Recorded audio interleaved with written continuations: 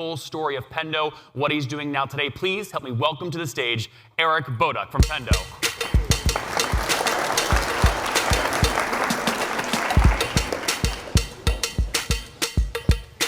You almost missed that shot. I almost did. I was going to be embarrassed. The trash shot in the corner, he almost the left missed. hand was my off hand. Well, we're thrilled you're here because we had your partner in crime, Todd, I guess 2 years ago, and got a great story from him. And I said, Todd, I got to meet the other half. Let me meet Eric. Just kick us off really quick. When was the first dollar of revenue at Pendo? And then tell me how you and Todd got together. First dollar of revenue, I think it was, 2014, 15? 15. Or there's a little bit at the end of 14.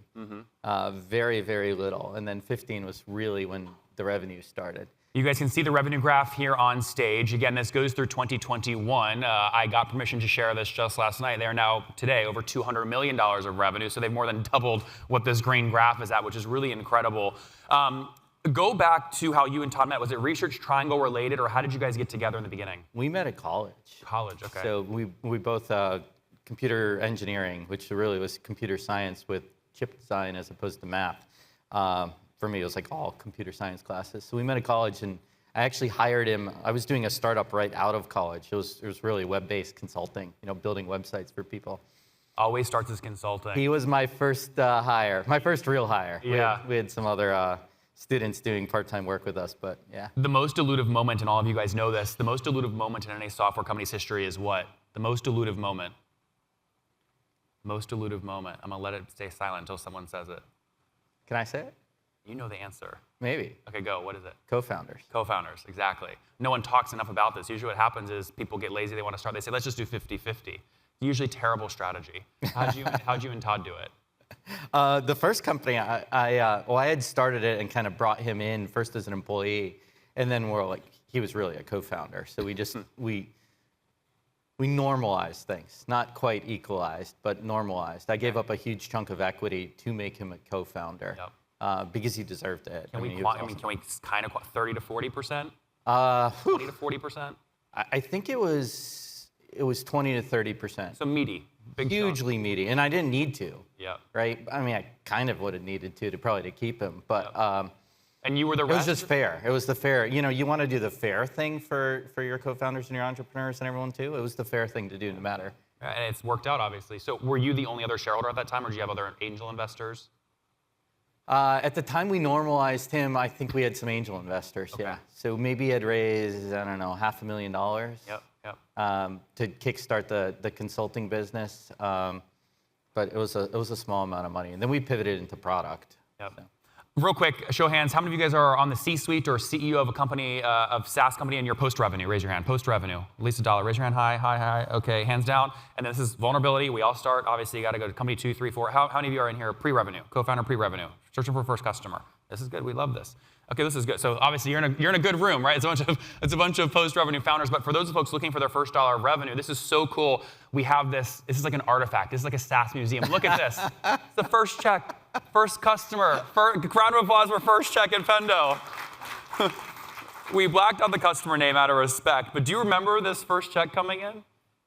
I looked at, because you added this slide. I saw it in the deck a couple days ago because I did go back and peek at any changes. And I was trying to think of who it is, and I'm not entirely sure. Can I say it? Yeah. Site capture or sightseer. Cite something. Cite something. Okay. But you don't remember. So it must not be a big $2 million a year client. I was thinking it was ShowClicks, actually. Oh, it was. Sorry, it was ShowClicks. Oh, so I was right. You are right. It was ShowClicks. Right. Yeah. So what were they paying for? What did you give them for this $597? This is how you started. Woof. Our entry point pricing was $99 a month way back in the day. I mean, the product was like 1% of what we offer today. So what does that work out to? It's probably they probably paid for 6 months, not a year. That's my guess. January 9th, 2015, and half the room do deals like that. Half the room is going, what is that thing on the screen? That's not a Stripe check. That's a check. You were collecting. They were mailing checks in 2015. People used to do that, evidently. The funny thing is, like Pittsburgh. I mean, it's a great tech town, but it's not known for like a huge number of SaaS companies. I happen to live there. I was a remote founder for a while. They were our biggest market for a period of time, and that quickly changed. But it was like, it's just funny how that starts, like where you get those first customers. And then Raleigh passed them, and then soon Boston, New York, and then San Francisco, and it all kind of started to look like SaaS distribution. But Pittsburgh was a big market for us. Huge. And now, look, I don't want to spend the next 9 minutes grilling Eric on how he's going to grow from 200 million to 300 million of revenue, because it's inspirational but less relevant for you guys. What I did instead is I said, hey, take us back to that 2017 number, because you guys, many of you guys are right around this, right? 5 to 10. He's at 13.4 million right now, and I say, show me something that drove your thinking at that moment in time, and this is what you showed me. What is this? Yeah, so this is marketing results for Q4 of 2017. This is real. I went back and grabbed a random deck that I still had, and sadly I didn't download a lot of my decks from Pendo, though they're probably not sad about that. But I grabbed one, and I think looking at this from a perspective, it was really interesting to go back and think about how I talked about our marketing programs and also the results we got out of it. Mm-hmm. Did any of these surprise you? I mean, you called out a couple of these. Let's talk about the webinar strategy. 1,272 leads from a webinar you did with User Voice? I think that was one of the ones that drove a lot of it. I got to the point, there was certain advisors and board members that thought I was nuts for still doing webinars, because they're like, oh, they're not cool anymore, blah, blah, blah. I don't know what you think, but you do. You guys know what I think. Right? Yeah. We love webinars. And my answer with them is, look at my numbers. And they're like, well, and there's like, that's not gonna, no. I was like, when they stop working, we'll stop doing them. They were really cheap to do. You guys see that? Do you see that? Do you see the cost per webinar lead versus the cost per all the other leads? You see the change? $5 versus. It was super crazy. Yeah. We would do the User Voice one. I can't remember the actual numbers, but I remember a few that we did that were well over 1,000 leads that cost us next to nothing to run. I mean, just put in a sense for everyone, just to follow again. They spent $6,500 to promote this webinar. They were expecting in the pro forma 300 leads. You got 1,200 at $5 a lead. Opportunities converted to 13, and then dollars. This is actual converted pipeline 249. Now you see the pipeline was low. We were getting a lot of small deals. I see. Often webinars would give us the smaller size deals. At least at that time. So we were getting smaller deals out of the webinars, but it was still a good bang for the buck. When you look at dollars per opportunity, which is probably the better metric to look at anyways, then it starts to normalize with everything else. Mm-hmm. But the number of leads helped us build a great mailing list, helped us build community, helped us with brand. So there was a lot of secondary functions to driving a lot of leads. Leads is such a variable function. Sales qualified, marketing qualified. What does that even mean? I always challenge people well, show me what pipeline comes out of it. Yes. Leads is a great early indicator, but it doesn't necessarily mean anything. If you have only 2 leads, you're not going to get more than 2 deals. Yep. But if you have 1,000 leads, it might just be, in this case, 13 ops, which isn't horrible. Did any of these other line items in terms of the tactics down the left column surprise any of you guys? Live events, website, demos are basically NA. Were they just not working, or? Early on, we were doing, we had cut that program on Q4. So what we did was specifically demo set marketing. It was purely driving, and I think it was, I'm trying to remember this actual program we were doing, and I called it out just because, I pulled it out in this presentation just because I wanted to talk, this was a presentation I gave, right? So I wanted to talk about what we were doing there and the fact that we cut it. It was just transitioned, I think, more than anything else to the BDR group and the sales organization that was doing that. We had an outbound relationship we were using through a third party to drive demos. And we cut that program. I think if we looked at Q3, we spent a lot more on it. So just to summarize, again, that 2017, you just saw the Q4 tactics, the actual performance. So that is him going, and Pendo going from 13.4 million of AR to more than doubling year over year to 28. The top channels there were, the top channels there in terms of pipeline were website, non-social, were webinars, and then events in that order. And that's how the machine was running at the time.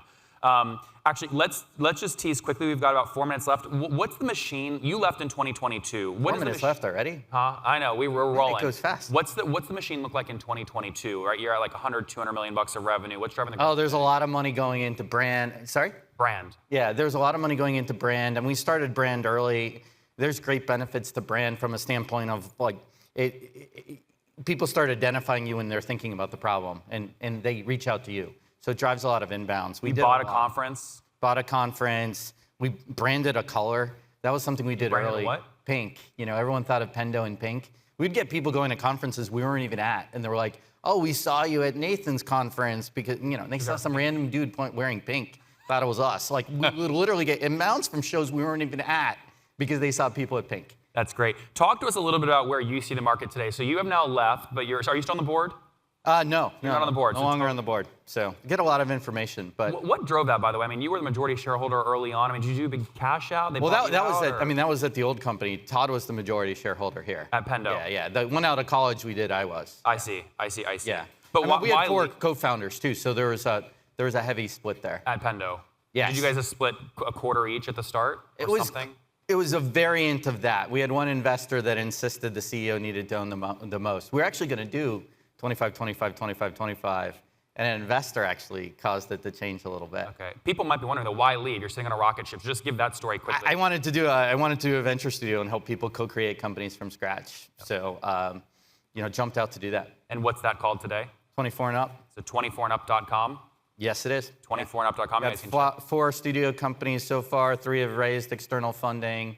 So it's been great. So combining what you saw at Pendo, plus what you're seeing in the startups you're working with today, you have some philosophies on sort of just growth in general today. Talk to us about this. Yeah, wow. I mean, in kind of a minute, like the whole world has changed, right? You saw the numbers. We were getting like every dollar we were spending, we were getting $32 a pipeline.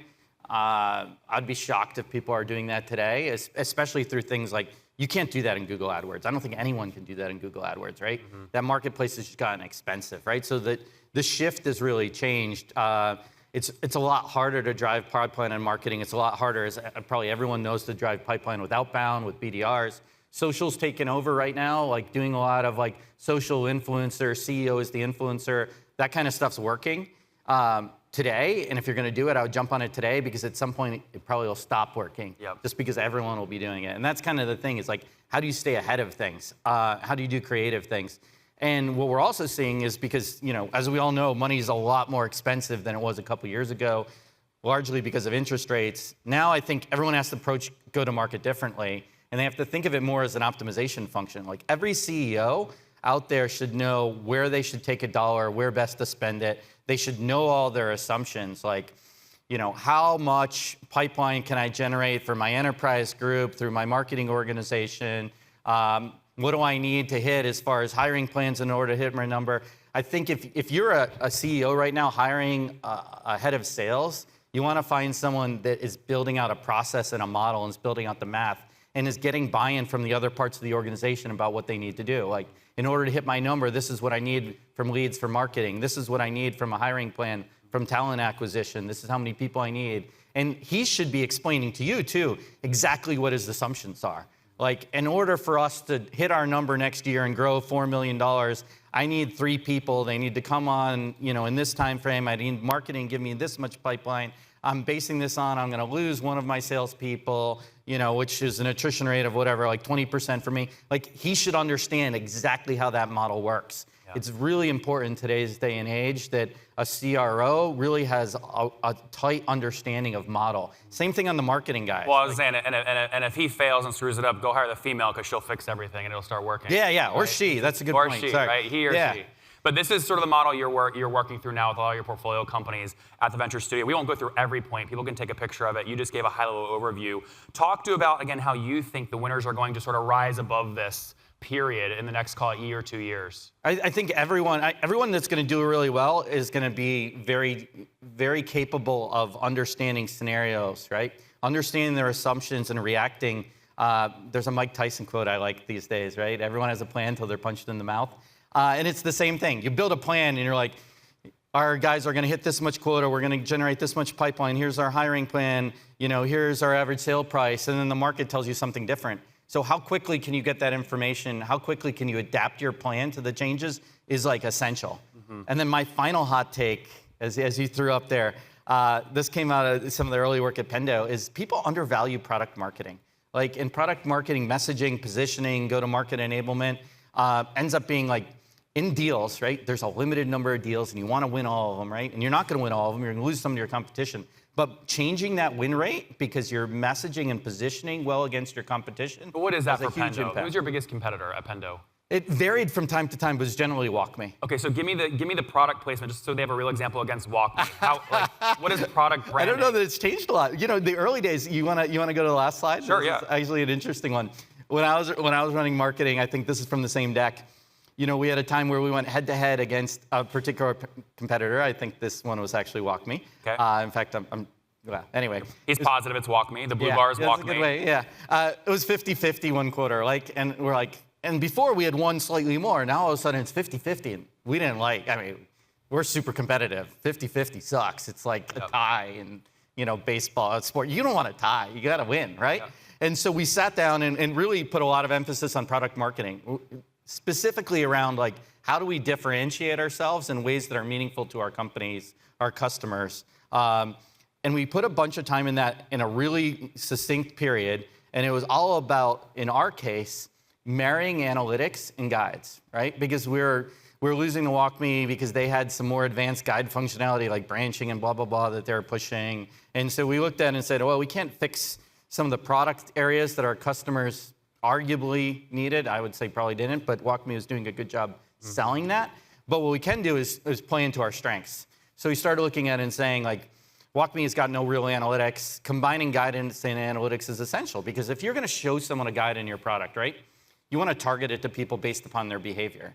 There's no point in showing the guide to everyone because if you don't know who I am and what my behavior is, guide's going to be misapplied. So we're like, there's no way you should provide guides like onboarding guides if you don't understand the analytics in the background. And we built this whole story around why that was super important. Didn't have to call WalkMe out, didn't have to mention any of it, but just said that if you're putting in guides for onboarding, for learning, for technical support, for triage of service calls into your app, you're going to want analytics. You're going to want to understand if you're targeting the right guide to the right person. And just that messaging and that positioning and that sales training caused those results, right?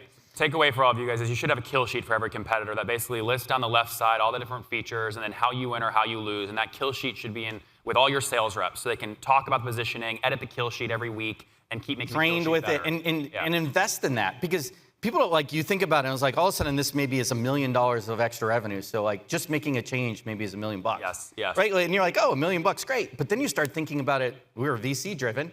What was $1 million if you're raising money at 15 times revenue or whatever it was at the time? A lot of enterprise value. Now all of a sudden it's 15 million. This is like a $15 million change for us, right? So invest in product marketing. Figure out how you can change your win rate. Make sure that salespeople are trained, and it's worth a lot of enterprise value. We're going to wrap up with 2 rapid-fire questions here real quick. Pendo has raised a lot of money. You are not bootstrapped. How much has Pendo raised total? Whew. I don't know. I think I lost. It was a high number. It was higher than I could count. A couple $100 million, yeah. Something like that? Yeah, I think it's around 3. What was the last valuation that was public? Last valuation that was public, 2.6, I think. And what was the last private valuation? 2.6. I tried to ask you with a straight face, but I just couldn't. Yeah. So it was 2.6. Okay. What options what do you predict Pendo's outcome will be? Are there enough buyers since you've raised at such a high valuation, or do you have to really IPO? It's IPO or bust. Oh, back then, I think that when we raised, we were at 100 million. Mm-hmm. So, now we're at 2. Mm-hmm. But who are the private market buyers that would have enough cash to sort of buy you guys, or do you really just have to IPO? No, I think there's definitely buyers for Pendo. There's definitely opportunities. Who would be the top 1 or 2? You can look at the big private equity firms. Mm-hmm. You can look at the big software providers. When you were a good chunk of buyers. When you were at Pendo, did you ever get a term sheet from Vista? Not to my knowledge that we ever get a term sheet. Okay, but interesting. Why did the verbal calls never get to a term sheet? Because you have to have someone that wants to sell. Interesting. Good. He's good. He's good on his feet, guys. There's not as much good on my feet. I think if anyone has met Todd, or particularly Todd's the CEO, right? It's his driving. He would love to take it public. He wants to have another public software company in Raleigh, and he's driving to that point. And the growth is accelerating, and things are great in the business. The market, the TAM for product. Come on. The mainstay of every company. Software is eating the world. Arguably now AI, but AI is just part of software is eating the world.